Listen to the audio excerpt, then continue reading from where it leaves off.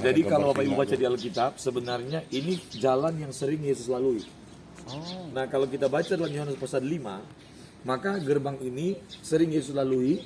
Dan kalau kita maju ke depan lagi itu kita akan menemukan gereja yang namanya Gereja Santa Ana.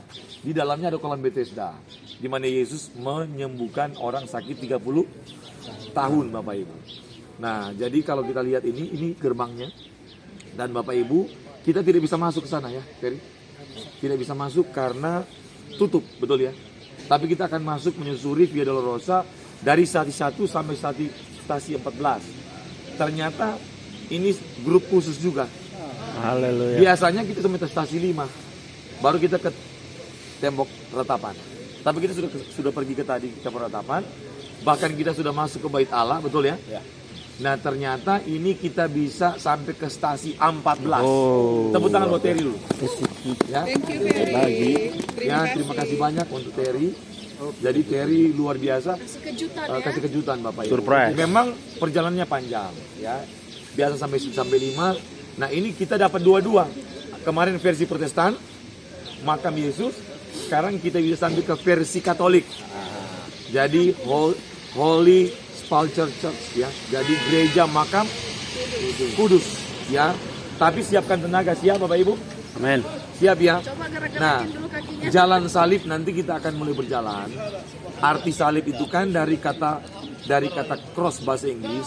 Kalau ini namanya Via Dolorosa berarti the cross of the way of the cross. Jadi jalan salib atau jalan kesengsaraan atau jalan penderitaan. Nah, kita bersyukur kita dapat kesempatan untuk bisa menyusuri jalan-jalan ini dan kita bisa berhenti di setiap stasi yang ada. Nanti Terry akan menjelaskan setiap stasi, saya juga akan menjelaskan setiap stasi. Oke? Karena di jalan di sana sedih kita Ya. harus Satu-satu. Baris satu baris Bapak Ibu dan merapat. Ya. After me. Ya, ikut Terry. Ya, ke dinding ya. Jangan putus barisannya Tidak boleh di tengah ya. Bendera. Abuna. Abuna bendera. Bendera. Terima kasih Abuna Yukin bendera. Ya Allah. Ayo ikut.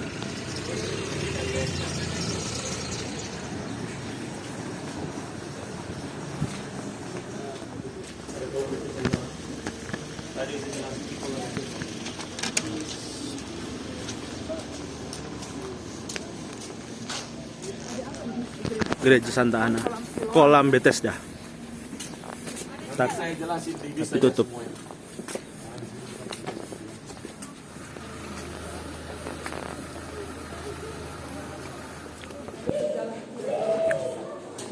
Menyusuri jalan Via Dolorosa. Belum sampai di belakang stasi 1. Kita masih berjalan terus.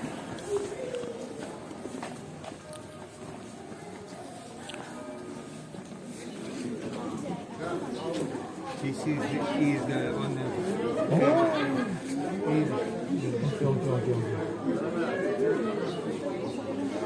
This is the Anatolia. Ya, Benteng Antonia. Yeah, and Herodes, and here the place Bapak Ibu. Pilatus judge Yesus. Iya. Okay? Oke. Saya jelaskan. Sekarang adalah sekolah untuk orang Orangnya. Muslim. Bapak Ibu, di sini kita nggak lama untuk jelaskan sebelum kita masuk. Nah, kita sekarang sedang berada di Benteng Antonia. Ini bekas Benteng Antonia.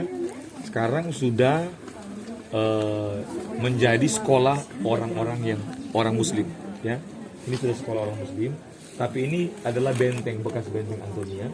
Pertanyaannya, kenapa disebut Antonia? Siapa yang bangun? Yang bangun adalah Raja Herodes. Lalu yang kedua, kenapa disebut atau diberikan nama Antonia? Herodes ingin mengenang dan menghormati kaisar yang bernama Marcus Antonius. Ya, jadi nama Antonia itu dari Marcus Antonius, dan itu sebagai tanda penghormat. Itu seperti mengambil hati. Ya, dari seorang bawahan kepada seorang raja. Makanya Herodes banyak membangun, ada namanya Kaisaria, nanti kita pergi besok ke sana. Itu untuk menghormati, mengambil hati dari kaisar yang berkuasa pada zaman itu. Nah, di sini adalah stasi 1, itu lihat. Ya.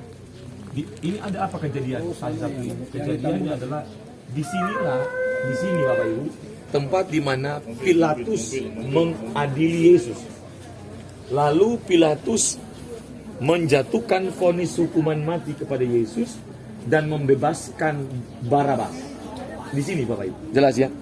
Nah, ini adalah tuntutan hasil voting dari orang-orang Yahudi yang mendesak Pilatus untuk bisa menjatuhkan hukuman mati kepada Yesus, dan mereka menyuruh bebaskan Barabas. Di sini ya, stasi 1.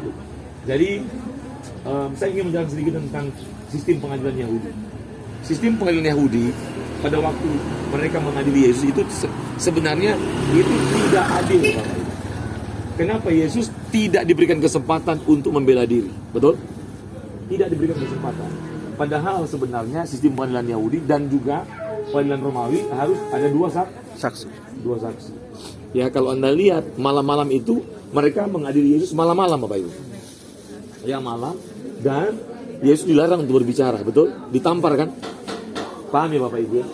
Ini harus dipahami betul supaya kita tahu. Jadi artinya Yesus dihukuman mati bukan karena keputusan yang adil. Setuju? Tujuannya satu, cuman dalam rangka menebus dosa kita. Amin. Supaya kita bisa diselamatkan oleh Tuhan. Amin. Amin. Jadi Bapak Ibu, tidak ada alasan bagi kita untuk tidak sungguh-sungguh mencintai Tuhan. Ya, ini saksi 1. Oke, thank you.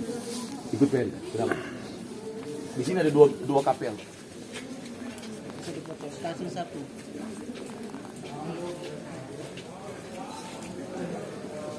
Penyesahan, sesah. Penyesahan sesah. Di sana Iya. kapel de salib. Ya. Oke, Bapak Ibu, saya jelaskan dulu. Ada dua kapel di sini, di stasi 1 ini. Ini masih bagian stasi 1. Ini adalah tempat di mana Yesus disesah. Ya, ini namanya kapel penyesahan. Yesus dianiaya, disesah di sini. Nah, biasa kita bisa masuk cuma karena ada misa, Bapak Ibu. Lihat ada tulisan ada misa. Lalu di sana kapel itu namanya di tempat dimulai memikul salib berjalan dari sini. Nah, nanti ada di situ. Nah, ada gambar-gambar. Kita bisa masuk.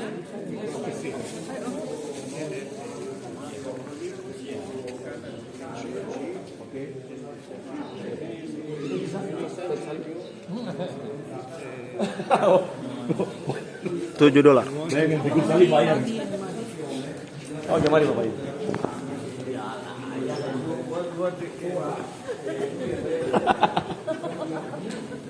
Memang harus ada harga yang dibayar. Ada harga. Dibayar.